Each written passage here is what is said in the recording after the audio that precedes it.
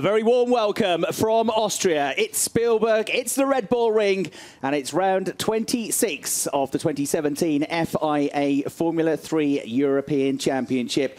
It's the penultimate weekend of the season. We had one race yesterday. We've got two more coming up on today's programme.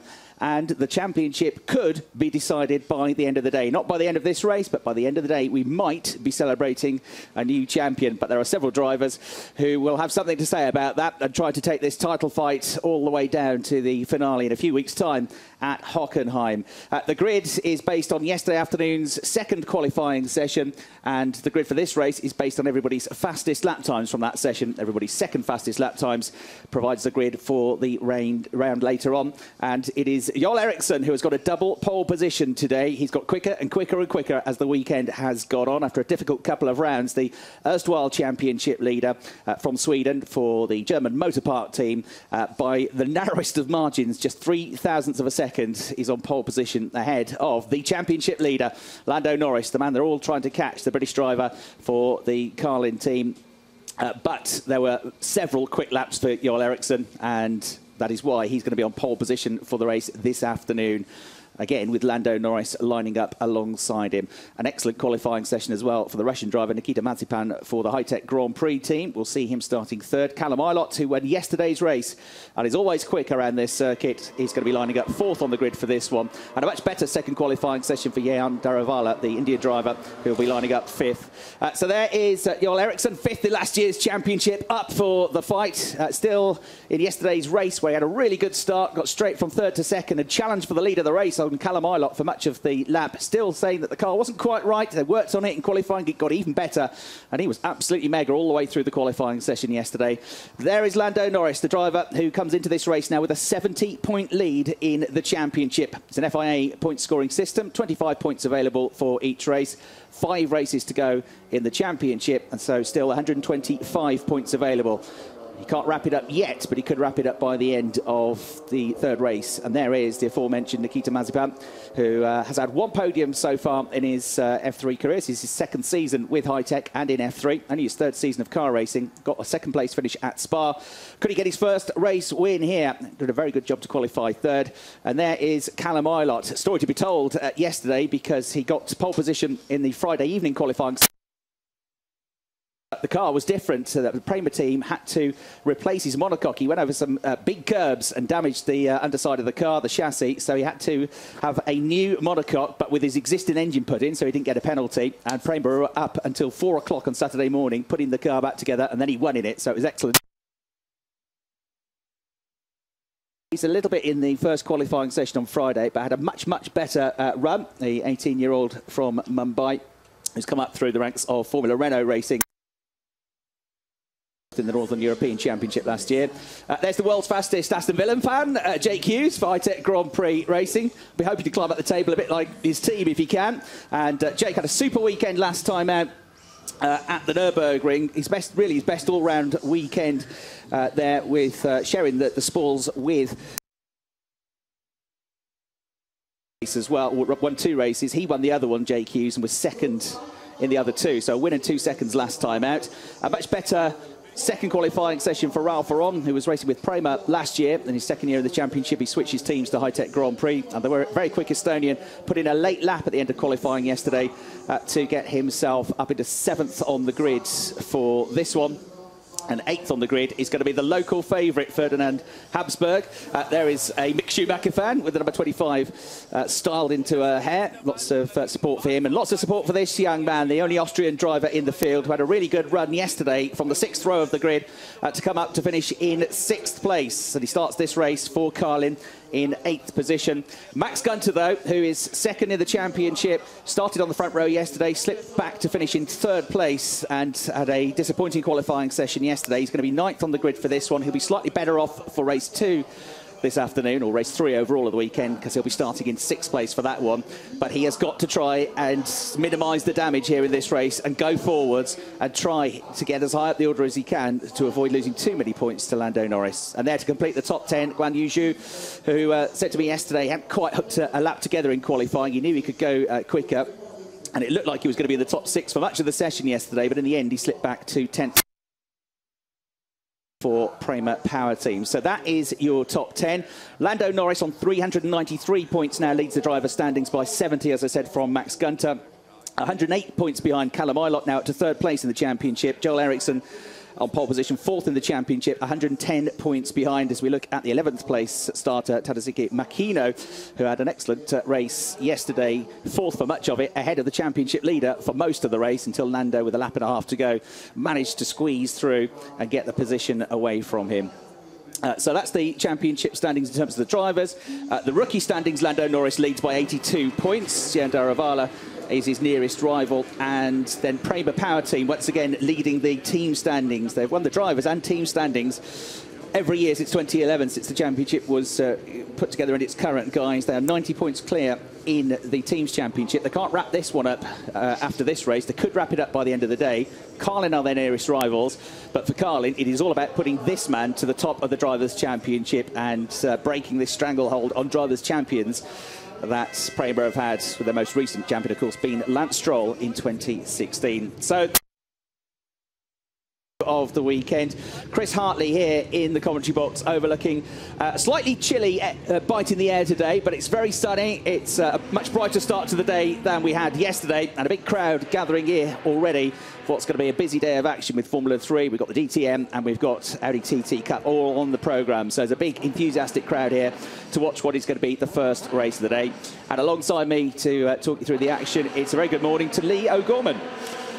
Chris, how are you getting on today? It's a lovely, lovely, lovely day here, isn't it? And maybe a day that later on we could see a potential champion crowned, but it's not going to happen in this race. As you said, Lando has a 70-point gap to Maxi Gunther. So if on the off chance he wins this race and Maxi doesn't score any points, and say Callum and Joel don't score any points either, the maximum he can come out in this race is a 95-point gap, with still 100 available for later on today. Right. So he's still going to want to maximise what he can today, starting on the dirty side of the grid on the front row. Alongside Joel Eriksson, but Maxi Gunther 9th on the grid, he's going to want to have an absolutely mega start. And it's strange actually, because we saw this last year at Imola when he didn't have the best of weekends at the penultimate round of the championship while he was chasing Lance Stroll, now Williams Formula 1 driver. And he had a poor penultimate weekend here, and he hasn't really strung it together this weekend either. But it's not a car team, it's not a team thing, because we see, if you look up front, you've got Callum Ilott, who got pole yesterday, won yesterday with the new chassis. He lines up on the second row of the grid for this race and for this afternoon's race. So maybe he's, for whatever reason, Gunther's not really stringing it together at the moment. Yeah, he was very, very quick in the first qualifying session on Friday evening and traded pole position times with the eventual pole sitter Callum Ilott, but it didn't quite come together for whatever reason in the second qualifying session yesterday. So there's going to be surely an attacking drive from Max Gunter, runner-up in the championship to Lance Stroll last year, and twice a runner-up in the Formula Masters Championship, single-seater championship in Germany, en route to this Formula 3 championship. He'd dearly love to take it down to the season finale in his home country at Hockenheim in a few weeks' time. There you've seen the top 10 on the grid. Makino 11th, Schumacher's starting 12th, Joey Mawson starts 13th, Harrison Newey's 14th, Pedro Piquet 15th, David Bettman starts 16th, Marino Sato 17th, Devlin De Francesco, newcomer, the Canadian driver for Carlin, in 18th, Kevin Andres is 19th, and Petro Floresco rounds out the grid. So 20 cars about to start this race. 33 minutes plus 1 lap is the race distance. So watch for the pink BWT liveried Prema car of that man, Max Gunter, to come through here. He's got to go for it from 9th on the grid. And then you've got two key championship contenders. The championship leader, Lando Norris, there, second on the grid. Joel Eriksson, who's just going to try and win the races today and see where that puts him going into Hockenheim. Callum Ilott on the second row of the grid. And a few spanners in the works with the likes of Mazipan, Daravala and Hughes all in the top 6 as well, just trying to win the race. Only the top 4 can win the championship now. Let's see who comes out on top in the second race of the weekend. Round 26 of Formula 3 gets underway. And off the line, it's a stuttering start for Guan Yu further back. It's a very good start at the head of the field for Joel Eriksson. He's got his nose in front here, but what about Lando Norris coming under fire from Mazipan all the way into turn 1? Mazipan got to get through, deep into the corner, wide over the curbs goes the second place car of Lando Norris. Callum Ilott in 4th place has made a decent start, but isn't close enough to attack yet. Daruvula in 5th place, just behind them, the Indian driver as they head up towards Remus. Turn 2 at the top of the hill. Lando Norris having a look around the outside of Jarl Eriksson here. We saw yesterday in that last dash move to get 4th place that even though he's thinking about points, he still wants to get as high up the order as he can. An attacking driver, Lando Norris, but for the time being, Jarl Eriksson is fending him off. Lando is right in his mirrors though and having another look here. It's a right-hander coming up on the way to right corner, so this is the outside line for Lando. We got, I'm afraid, Devlin De Francesco's car still stalled on the grid underneath the commentary box, so he has yet to get going as the race leaders come through absolutely side by side now. Down towards Pirelli, the left-hander with Jarl Eriksson's #1 car, the Motor Park car, just ahead. Last year's rookie champion leading the way. He knows he's got to keep Lando Norris behind him here, and he's doing so at the moment, but Lando is throwing absolutely everything at this. Mazepan in 3rd place, Callum Ilott in 4th position, and for now, the danger, Lee, has been avoided. That was a very good effort from Lando Norris to find a way through, a bit like Jarl Eriksson yesterday, all over the back of Callum Ilott for the first half lap.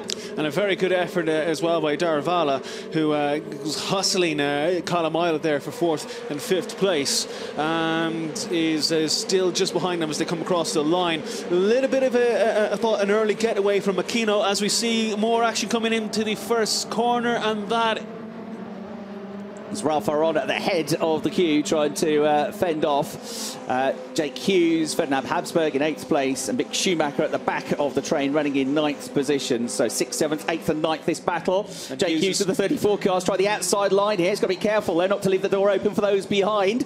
And now he gets squeezed. You see, that's the problem. You go out wide, you get squeezed. You have to get off the throttle. There's a bit of contact with Schumacher just behind him. Had nowhere to go. It's all gentle contact and hopefully the cars will survive. But it's so tightens up there. And then you've got Callum Ilott desperate to get ahead of Daruvula for 3rd place. So that's Mazepin in 3rd place, Daruvula just behind. But, you know, Aaron and Hughes got to be very, very careful. 2 high-tech races. They don't want to take the last thing you want to do in motorsport is take out your teammate. But you're right. Oh, and a little bit more of action there between Habsburg, Hughes and Schumacher in the mid-pack. That's for 7th, 8th and 9th place. Aaron's just ahead of them as they take plenty of the green kind of runoff area coming through the back end of the circuit as we go towards the final few corners. Now this is Guan Yu Zhu. He is at the back of Pedro Piquet looking to pick up 15th place. Yeah, he slipped from 10th on the grid after stuttering off the line, didn't he? So it's Eriksson from Norris, the top 2. Mazepan over the line in 3rd place, looking for his 2nd career podium. Ilott then Daruvula at 5th. And Ralph Aron in 6th place. Max Gunther didn't get the start he wanted. He's 9th there, but he had slipped to 10th. He dropped a place on the first lap of the race, so he's got to really get a move on now. That was Beckman, who was trying to move on Harrison Newey. Maybe took a little bit too much speed coming into turn 1 and ran wide, although Newey made sure there wasn't enough space for him. It's still Callum Ilott. He's now hooked onto the rear of Nikita Mazepan. He really wants to try and get past the high-tech racer to see if he can maybe take 3rd place. He's going to have a go here. Mazepan covers the corner. Ilott on the outside, not going to make the way through there as they come through turn 3, and then the long laning right-hander, that is 4. So here we go, another feint up the outside this time for Callum Ilott. Definitely seems to have the pace, but he's just showing his nose at the moment. There's no real way through there, and the Mazepan is holding strong. This is the section of the circuit where Callum damaged his chassis and had to get the monocoque replaced, and back to the chassis he started the season on. Prior to that, after a testing incident, he'd been running an older 3-year-old chassis, which had been used by Nick Cassidy, the Formula 3 race winner, the New Zealander, in previous seasons. But whichever car they prepare, Prema seem to prepare a car which is capable of getting race wins and podiums. And so Callum's always quick here. He was a race winner here last year. He topped the testing times at the start of the season at this circuit as well. It's quite nice for him to be quick around the Red Bull ring, given that he used to be a Red Bull junior. That was a jump start by Makino. I thought I saw it coming out the window. There's some investigation, but I think that was pretty clear cut. Guan Yu Zhu. And what happened with both of them, Guan Yu Zhu and Makino, is they actually got a jump start. Guan Yu Zhu then kind of almost got back on the brake. Where it's actually dropped them down the field, but initially that was pretty much a jump start for both of them. Makino definitely. Both under investigation, so no confirmation that is going to result in any penalties yet. And there you saw Devlin De Francesco stalling off the line as well. I'm afraid he didn't ever get going in the race, so down to 19 cars in the race as this replay, this melee in the midfield here, as they'll jostle for position coming out through Remus at turn 2 for the first time in the race. Rennie Rossang closest to the picture the team boss at Prema and the Carlin team there going head-to-head, of course, for the driver's title. That was over the curbs. It looks absolutely brutal in slow motion, and Callum Ilott said to us yesterday, didn't he, when he caught up with him, it looks brutal on the cars. It feels brutal when you're in the car as well. You really feel it through the seat as the driver. And this is the two high-tech racers, as well, Ralph Aaron and Jake Hughes. And then Jake Hughes gets held up slightly and bangs into Habsburg as they came on the exit of the corner. No damage done, as we can see there. The guys on the Prema pit wall, their highest runner at the moment is Callum Ilott, 4th place, now 9.9 of a second behind Nikita Mazepin. Mazepin is actually kind of shaken Ilott off slightly, and I do wonder if Ilott had an opportunity looking down the inside of Mazepin a couple of laps ago. Sometimes you just need to bite the bullet, be very aggressive, as you see Guan Yu Zhu coming into the pits. For a drive-through penalty, yeah. So under investigation for a jump start, and he's going to get one, and Makino's going to get a drive-through penalty for a jump start as well. After a good race yesterday, it's a shame for Makino, the Japanese driver. Locked wheel there for Jake Hughes coming into turn 2, and it's actually given Habsburg a run coming on the long way down into turn 3. Is he close enough to make the move? Got on the inside. Jake Hughes takes the inside line. Habsburg's forced to the outside, not going to make it through there. It can be quite easy to actually defend into turn 3 if you take the inside line, but that puts you at a little bit of a disadvantage on the exit of the corner, although in this instance Hughes was able to cover the line but also recover enough ground and enough pace to make sure Habsburg stayed behind. Ilott, going back to Ilott, he had an opportunity to try and at least go for Mazepin in those first couple of laps, but sometimes you just need to get it done. You need to bite the bullet. Very, very difficult to overtake here. Yeah, and in fairness to the Russian, he didn't give any gaps. He didn't make it easy at all as Guan Yu Zhu comes in to serve that jump start penalty. So Ericsson leading. The last 2 laps have both been new fastest laps of the race for the leader. 1:23.893. Now, he's only half a tenth quicker than Norris, but he is just stretching that gap out slightly by 9/10 of a second as Makino now comes into the pits in front of the commentary box to serve his drive-through penalty. There he is on screen. 3rd, Mazepin. 4th, Ilott, Deruvla in 5th place, then Aaron and Hughes having this squabble over 6th place. Hughes a very good job at Macau over the winter as top rookie there, finishing in the top 6. Driver with plenty of experience. The ex-McLaren BRDC Autosport Award finalist in his first season. A bit of bad luck along the way, but has also shown what very good pace he's had, and that weekend at Nürburgring last time out really showing that if he should come back next year for another crack at this, he'll be a real title contender. Max Gunter then, he's stuck, I'm afraid, down in 9th place, and doesn't look like he's really got the pace to close up to Habsburg there in the number 62 Carling car.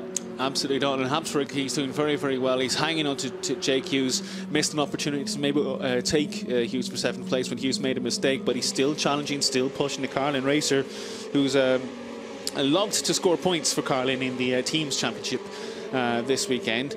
There is a Teams Championship that each team has to nominate 2 drivers that will register points for them that weekend. And right now, Carlin are 2nd in the Teams Championship behind Prema Power Team.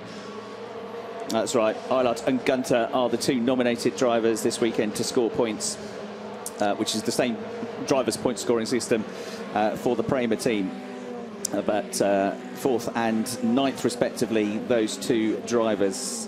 And, of course, for Carlin, they're doing better overall on the points in this one to close the gap. They are 2nd with Lando Norris and Ferdinand Habsburg in 8th place. As you look at Max Gunter, Ilott dropped quite a bit of time on that last lap. He dropped 7/10 of a second on that last lap after pulling a bit of a gap back to Mazepin. Now he's 1.2 behind the 3rd place driver, with Deruvla 1.1 seconds behind. So it's a little bit of a no man's land for Callum Ilott at the moment. And sometimes it is a tactic where you have several laps, you're pressing the guy in front, and then maybe you need to drop back and rethink your strategy to overtake, and then go for it again. But Ilott may not necessarily have that comfort, but because Deruvla is actually still so close behind, he can't really drop too far back to and also it's about saving your tyres, because when you're coming through the last 2 corners, the actual lift, the lift you get off the front of your car if you're too close to the guy in front is quite significant. Not only does that accelerate the tyre wear on your fronts, but it also drops you further behind the guy you're trying to chase because of the turbulence. And that means by the time you get onto the start-finish straight, you're too far behind to be close enough to make a difference to actually pass the guy in front. Something we don't know is who's on what tyres in terms of how worn they are. You get 3 sets of tyres that you can use, and you've got to make them last to qualifying and the races. So you won't have a fresh set of brand new slicks for every single race. You have to decide when you're going to use your best set of tyres based on usually where you are on the grid and where you've got the best chance of progressing.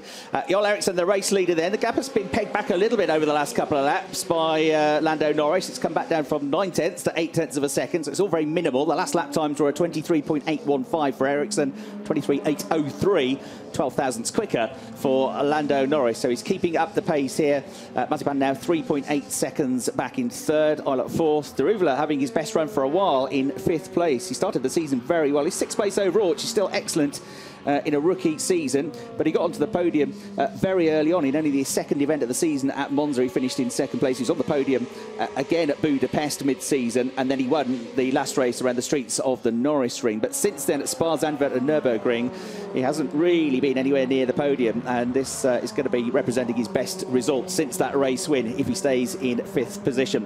Now the fastest mid-sector on this lap has gone to Callum Eilert. Looks like he's going to be putting in a good lap here if he can hold it together as he come across the line through the final sector.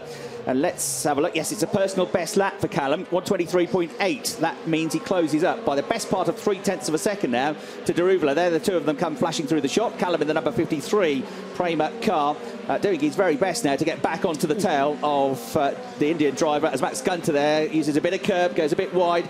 9th place, 124.459. He set exactly the same lap time as Habsburg. They're both just done a 124.459. So he's trying everything, but he just can't close the gap. And ahead of them as well, you've got Hughes, almost identical time as well, 1 minute 24.464. So the 3 drivers lapped within 5 thousandths of a second of each other. It's almost, they're in what is effectively called a trance, where they've gotten to the stage where they've not made the move on the guy in front quickly enough, and they're now kind of almost just following the drivers in front. As you see, Mick Schumacher, 14th place, he's actually just set the fastest first sector of the race.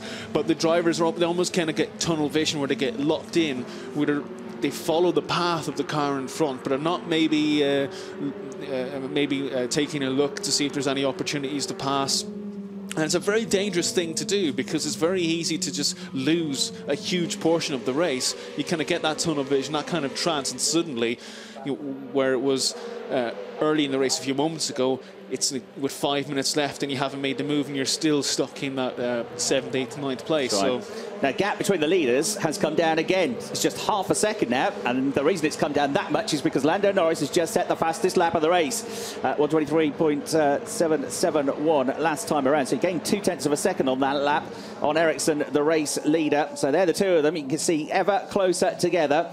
So your head says, all right, Lando's just going to be happy in 2nd place there. Yes, Joel Eriksson is one of his championship rivals, but Joel is in 4th place. Eriksson's 110 points behind, and there's only 125 available, so his chances are slim.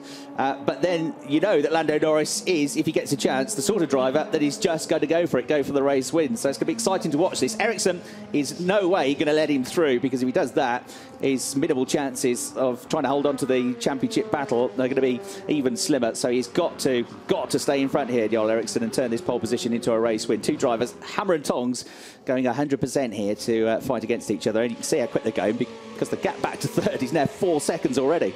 Interesting, a couple of mistakes there from Lando on that lap. He's actually ramping the curb into turn 2 so much it's actually stalling his getaway on the run down into turn 3. But then when he gets into the breaking into turn 3, he runs a little bit too much, a little bit too wide, and almost has to wait a little bit longer to get back on the throttle, which is probably where he's losing that additional 2 tenths in the middle sector. So Joel seems a little bit more, he seems a little bit better set up for the middle sector of this race. They're quite even in the final sector, whereas Norris is carrying a lot more pace, a lot more speed in sector 1, which is basically the 2 long straights. Here is a replay of just what you're talking about.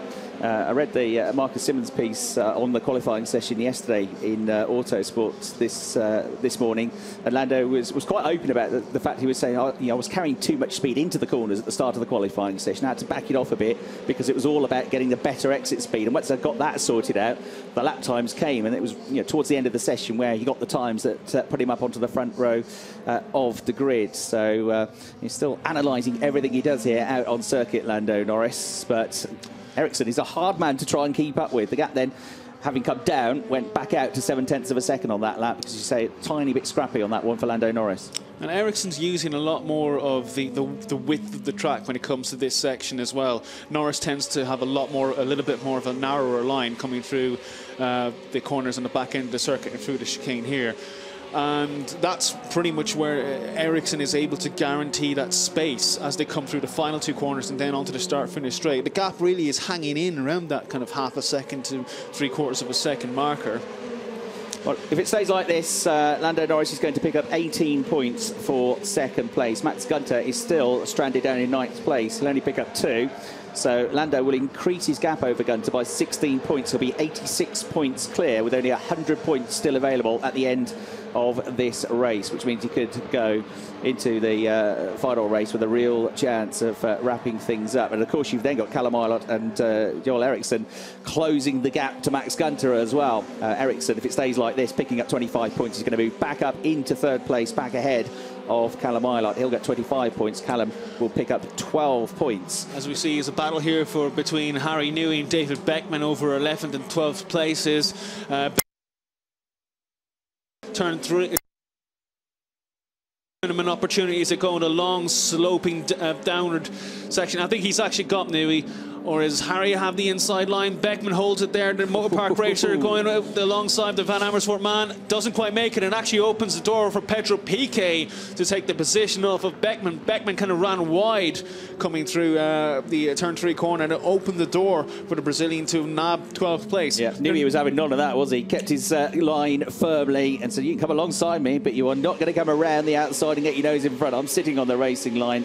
And Newey, justifiably so, sat there. Beckman in the 55 car had nowhere to go. And Beckman, of course, started the season with Van Amersfoort, which is the team, the Orange and Black cars, the Dutch team, which Harrison Newey drives for. A word on Joey Mawson, the rookie driver, the Australian, who is also a part of that team. He's progressed from 13th up into the points, into 10th place. So Joey going along well at the moment, 124.7. He's on the same sort of pace of Max Gunter and the group ahead, not quite closing up to them.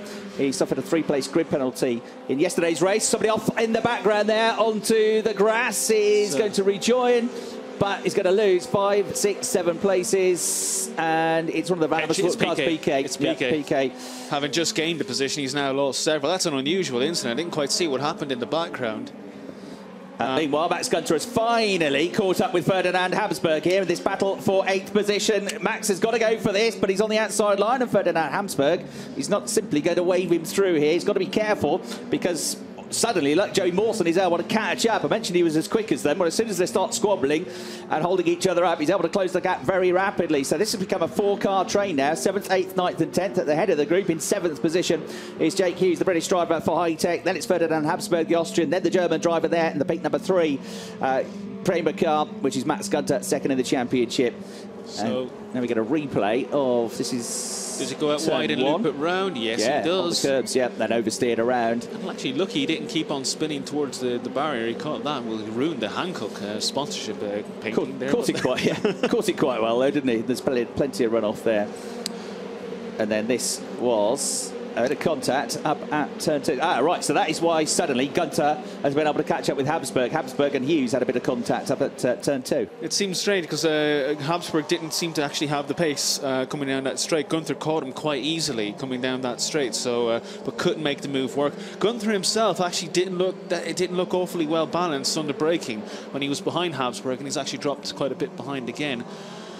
There's one thing he was talking about yesterday. It was sometimes the balance just wasn't there, and if your balance just isn't there, you don't necessarily have the confidence in the braking. You don't necessarily have the confidence through the high and medium speed corners, and there's quite a few of them here. You got 3 hard braking corners, but the rest of it is all medium speed stuff or high speed stuff. Particularly the last 2 corners. With the new cars this year, the drivers are actually able to get their foot down much quicker, and they're not lifting off anywhere near as much, particularly through the penultimate corner. It is absolutely astonishingly quick there.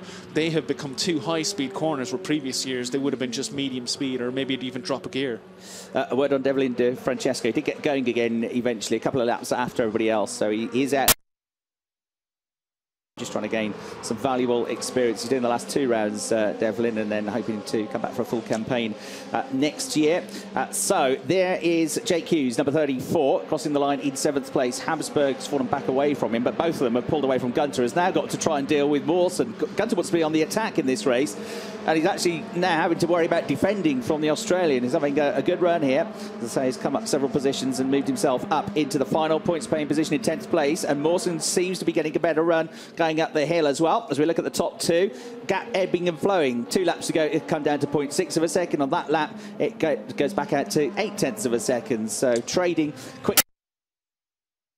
The turn there for the race leader, Ericsson. Mazepan doing a super job in 3rd place, all on his own. 4th, Callum Moylott dropping back now. Deruvala in 5th place. He's on a very similar pace to him as Joey Mawson now has a look around the outside of Max Gunter. Wheel to wheel here, the German versus the Australian. Brave stuff from Joey Mawson. If he can stay there, he'll have the inside line for the left-hander coming up. Max Gunter knows this. He covers the line off. He drags the car across to the left. So Mawson has to switch to the outside and then try to get better exit coming out Pirelli. A long downhill run now through the mid-sector into the final sector with the final 2 corners, Rauch and the Red Bull Mobile corner, which leads onto the start-finish straight. Gunter, though, has done enough, I think, for now to fend off Joey Mawson, but that was very close. Very, very close, and very good driving from both drivers. They gave each other enough racing room so that they weren't running each other clean off the circuit or causing an incident. So very, very good drive from both Gunther and Mawson in that instance. Just to note back to what you're saying about Ericsson actually going running wide into turn 3, I think that's actually pretty much what he does every lap. That's his racing line to a degree.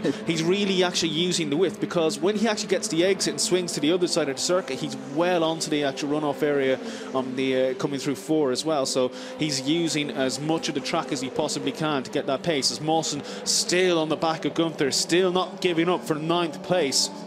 Not quite close enough there, but he's now going to get the run back up the hill for turn 2. Yeah, down into turn 3, should I say? Yeah, down to Rauch and up ahead, Ferdinand Habsburg has cut back up to Jake Hughes. So good little duels going on here at the tail end of the points. Mick Schumacher still in 11th place ahead of Harris and Newey. Beckman 13th, Andres 14th, Sato 15th.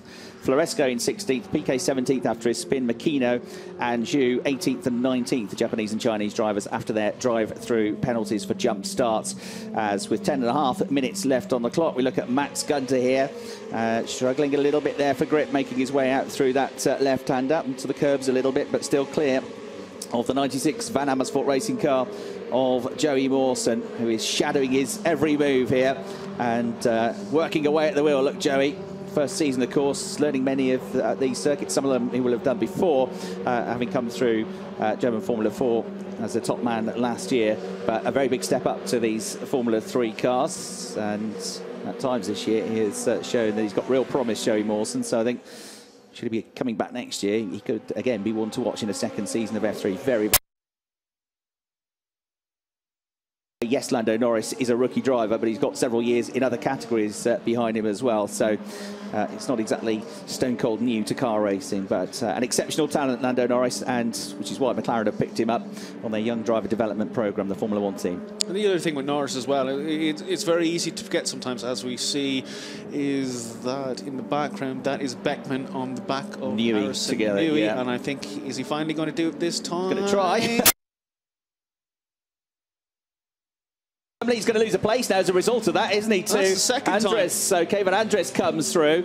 You try the outside line, you've got to be able to get through. Otherwise, you have to stand on the brakes, and there are always cars close behind to steal your racing line. So that's what happened. He dropped back one. But that's the 2nd time Beckman's done that, where he's tried to move on Harry Newey and then left, when he's not made it, had the door left wide open for someone else to come through, because previously it was Pedro Piquet who made that move. So that's the thing that Beckman needs to pick up. He needs to learn about. You can't keep making those same little errors each time around, because you're going to keep getting punished. He's lost yet another position. He's down to 14th place as Andres goes through, and Andrews, I think, went wide that way. He's actually Beckman's going to try and get him back now. Pulls alongside, coming out of the slipstream, gets his nose back in front. He'll have the line for the right-hander coming up. And David Beckman, the young German driver, gets back through at the head of this motor park queue of cars. The 3 of them all squabbling together now, though, as they make their way up the hill. You've got Sato just behind as well, the Japanese driver. All together, these cars. So Team Boss must be slightly worried about this. What's going to happen up at the next turn? All 3 cars line astern here, making their way into the turn. Beckman, the 55 35 car gets there. Kevin Andres, sorry. Next up, just behind, is Sato in the 33 car. Still, Kevin Andres, who's having one of his better runs here in 13th place, is getting alongside because he gets a better run coming out of the corner. Nose is in front. He tries to David Bet, but he tries to go around the outside. He can't do it. He knows that, but he'll try and cut back down the inside on the exit. Can't do that either. So no dramas there, and the Motorpark teammates survive for now. Meanwhile, Callum Elon, of anybody in the race so far. So has he still got designs on getting a podium finish here and trying to close the gap to Mazepan? The gap has opened slightly between the two leaders out to a second now. A 1:23.9 for Mazepan, a 1:23.7. His personal best lap of the race for Callum Ilott. So he's got that gap down to 1.4 seconds. As now we look at Piquet making a move. That's Piquet on Floresco. So Piquet, with that move, will get himself back up to 16th place. That was together. The leading Motorpark car, Joel Eriksson, is at the head of this race, 1 second ahead of Lando Norris. It's a bit feisty from Andres there. Actually, after running so far wide on the left, to then kind of move almost all the way across to the right to try and block Beckman off. But Beckman was having none of it and made the move as Gunther went wide there on turn 1. Went well off the circuit, had to go right around the sausage curbs, but had a bit of a nasty ride while he was doing it. He's dropped 1.3 seconds behind Habsburg, but he's still got Mawson on his tail as we see the scene in the background. Can't before the storm, this, hit the cab, screaming through. After his qualifying laps yesterday, Eriksson said, I won't repeat the word, but he said, that was a very good lap, let's say. I couldn't really got any more out of the car. Absolutely ringing the net, wasn't he? And it wasn't one lap, as I said, it was 3 or 4 laps. I think he got the fastest 3 laps overall, didn't he? So yeah, absolutely charging along. Still, you've got Jake Habsburg, and then in 9th place, Max Gunter, who has got a tiny bit more gap, but not much, only a couple of tenths now over Joey Mawson. They come out of the last turn, go with the start-finish line. 6 minutes to go. And Jake Hughes in all of this is actually in 7th place. He's dropped 6.6 seconds behind teammate Ralph Aaron. This is the difference, though, between potentially using brand new tyres for a race against slightly older tyres in a race. These are tyres that have done a qualifying session, maybe part of a practice session. Now, we're not talking, say, the tyre drop-off that you would have in Formula 1 in previous years, but rather the tyres, they're just not as fresh. They don't have that peak speed anymore. They still have longevity, but you lose all the sheen off them. They pick up and they're kind of degrading, but not so much so that they're going to start dropping seconds per lap. It's actually where you begin to lose maybe 3 or 4 tenths a lap, and that's where that gap of say 6.6 comes over the course of 19 laps, where he's actually doesn't have that peak pace anymore, but it's losing half a second here and there. I mean, it looks pretty kind to the tyres, this circuit. The Hankook's, the best lap we've seen is at 1:23.3 in this race, and the front runners are still doing 1:23.7s and 8s even after 30 minutes nearly of racing now. So there is Lando Norris. 1.5 seconds at the end of that lap.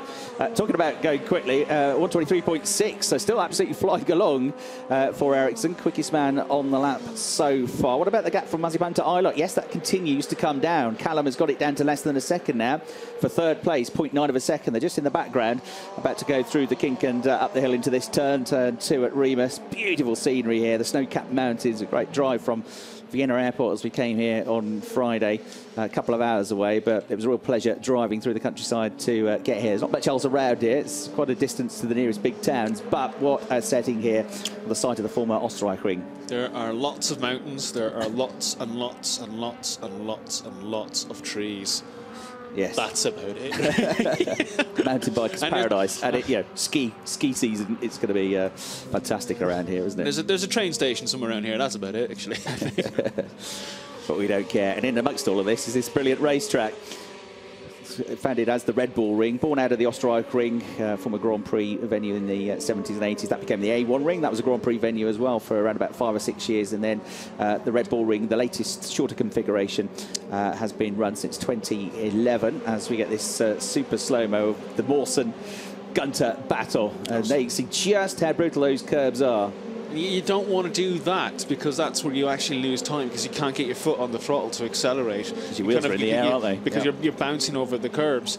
You know, you can run wide and get your foot down, or you can just keep it to the inside of the curbs and keep your foot down. But you don't want to actually be in a situation where you're riding the middle of the car over those curbs. It can also damage the floor as well.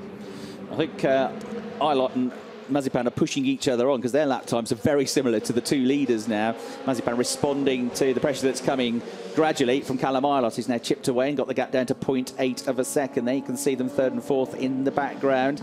The gap coming down between the two leaders. It came down a bit on that lap, 1.3 seconds now. Ericsson back to Norris. Mazepan there, the Russian driver, in third, looking for his second podium, and there in fourth place, yesterday's race winner, Callum Ilott. Still got Deruvla in fifth, Aron sixth, Hughes, Habsburg, Gunter and Mawson rounding out the points.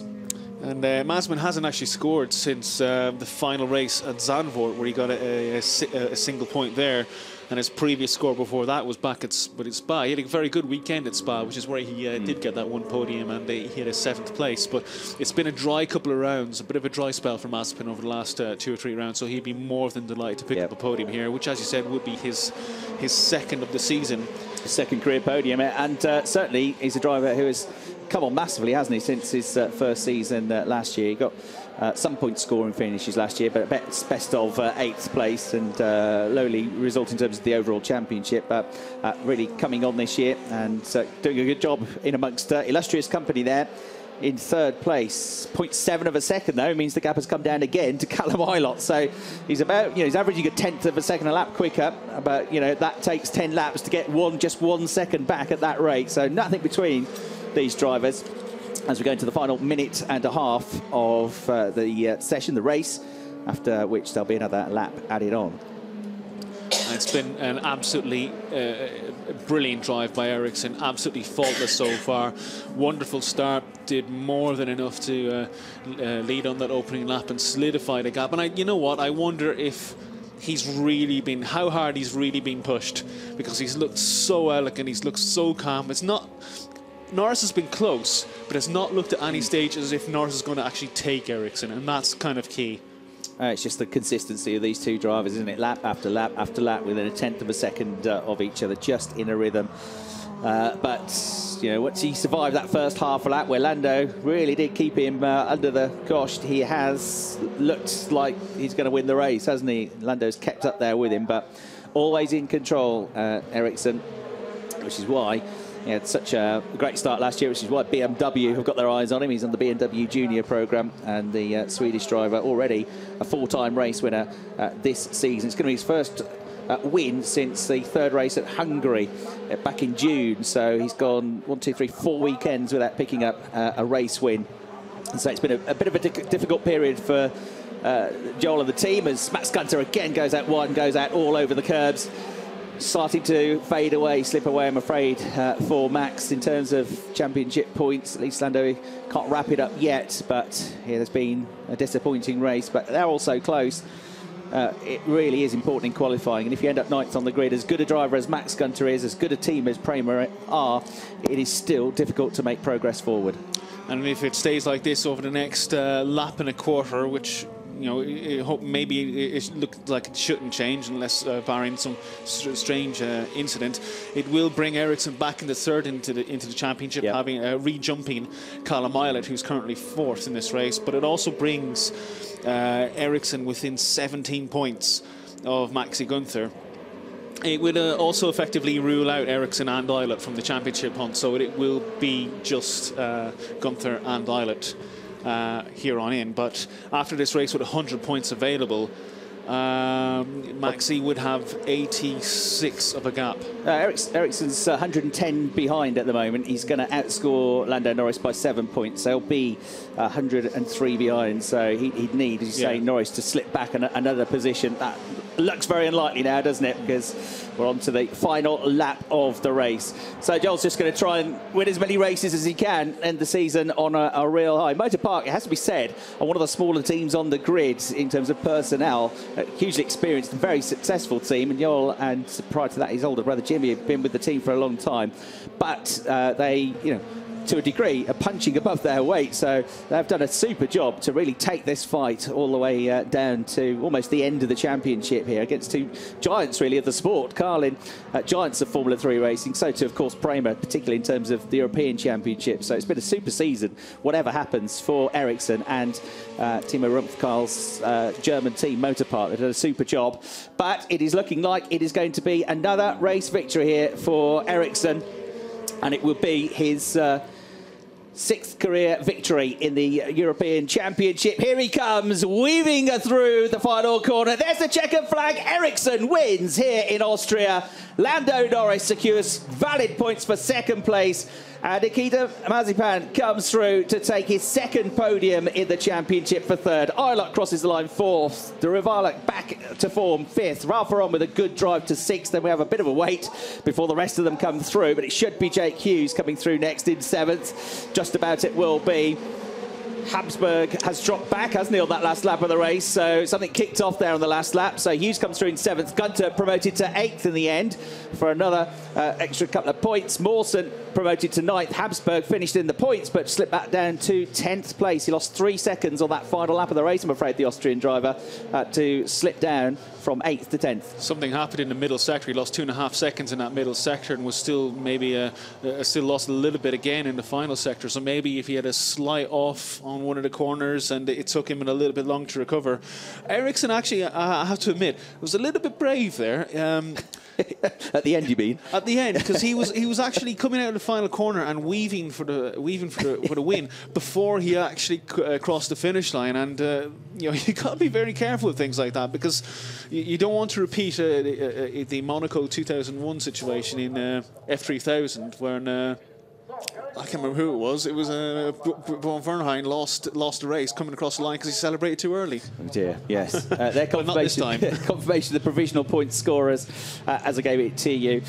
Schumacher was 11th, Beckman 12th. Battling performance. He finished ahead of Harrison Newey in the end, so he managed to find a way through. That was a proper tussle between those two, wasn't it?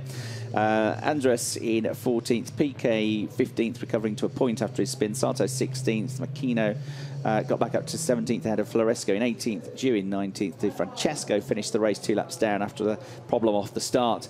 So it means all the cars got to the end of the race. So very good rate of attrition here.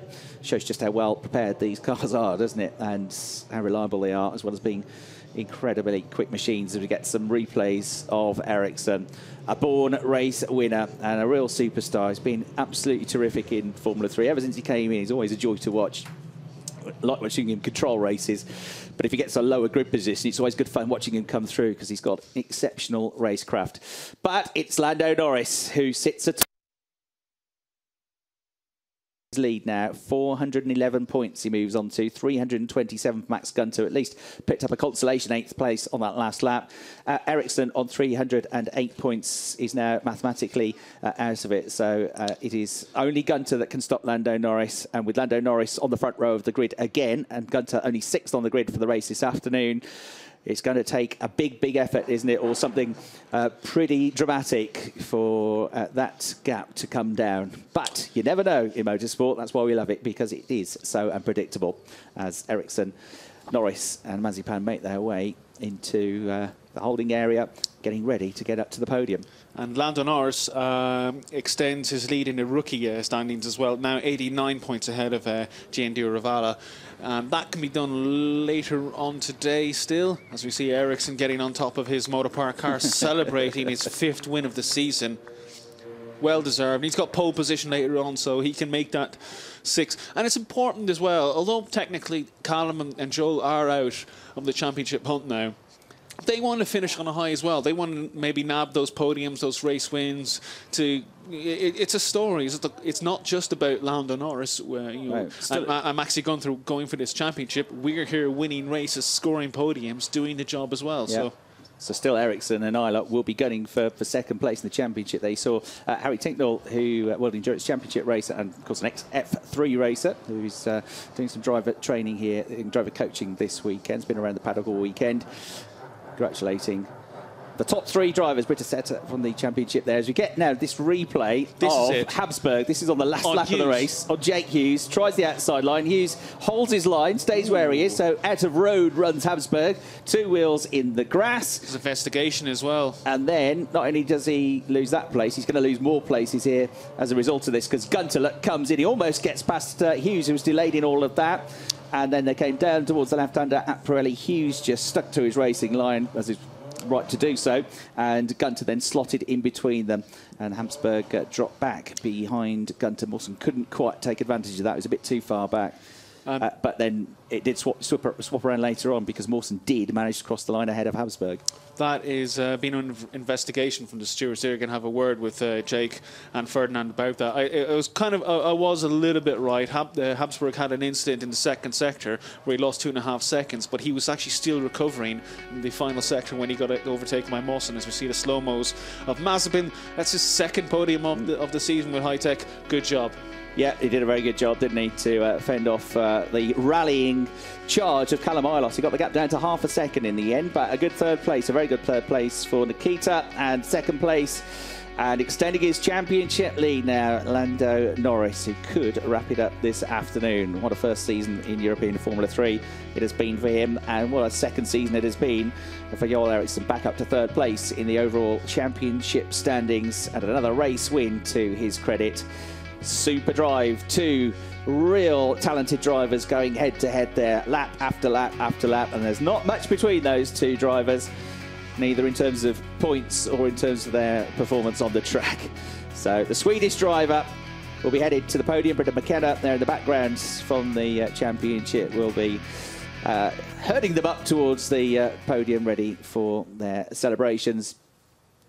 Marvin then making sure they've got all the right badges on. That is Nikita Mazepin, to make sure that they are presentable for the podium. Hankook, of course, provide all the tyres for the championship.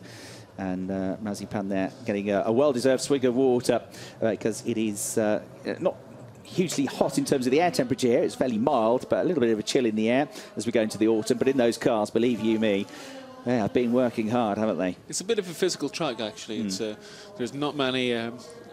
the straights have kinks, don't they? So. Well, I mean, actually, as I alluded to earlier on, the last 2 corners are now very, they're increasing speed. They're much more physical corners than they used to be. So the drivers are coming even through them and finding that actually it's a step up physically than what they used to have to do. So you see Joel Eriksson top step of the podium, and it's the Carlin boys celebrating for Lando Norris. Happy enough with second, I think, aren't they?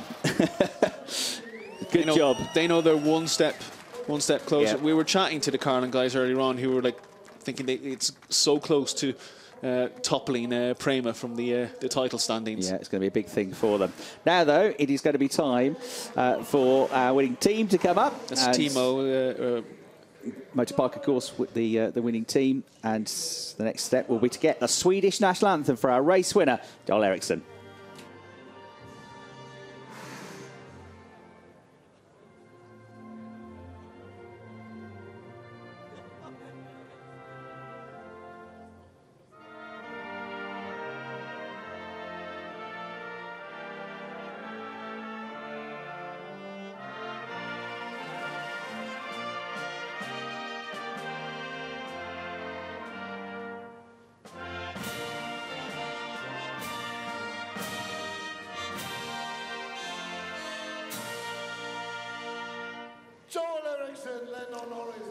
Well, there are your top 3 ready to receive their trophies. And it's going to be Professor Harold Hertz from the Austrian Motorsport Federation who presents the winner's trophy to Joel Eriksson. And shakes the hands of everybody else that's up there on the podium. We're going to be getting our second place trophy to Lando Norris. And it's Andre Weber from Hankook who provides all the tyres that presents the trophy to the winning team, Motor Park. Super job they've done here this weekend. Dr. Hertz presents the second place trophy now to Lando Norris. Never heard a bigger cheer, have you, for a second place finish? Carlin know what it means in terms of the championship. And Andre Weber presents High-Tech Grand Prix driver Nikita Mazepin with his third place trophy. High-Tech will be pleased with that, actually. And as Lee's just correcting me, it's Tom Dillman that's here, not Harry Tinknell, get confused, that's been doing the driver coaching this weekend. So Tom certainly knows a thing or two about driving quick single-seaters. Is one of several experienced drivers that you see around the paddock that provides driver coaching to these young talents. He's been here, he's been regular with Motor Park for the last couple of years, and he's been showing Joel how to spray champagne as well. Like, Joel's having a little swig. Coaching where it matters, you know.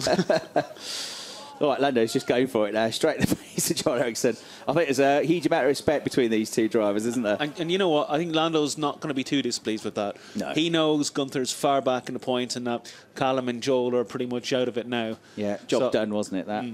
I think they're going to be very relaxed, and they'll probably take the same measures coming into race 3 later on today, which is also the same front row of Ericsson and Norris.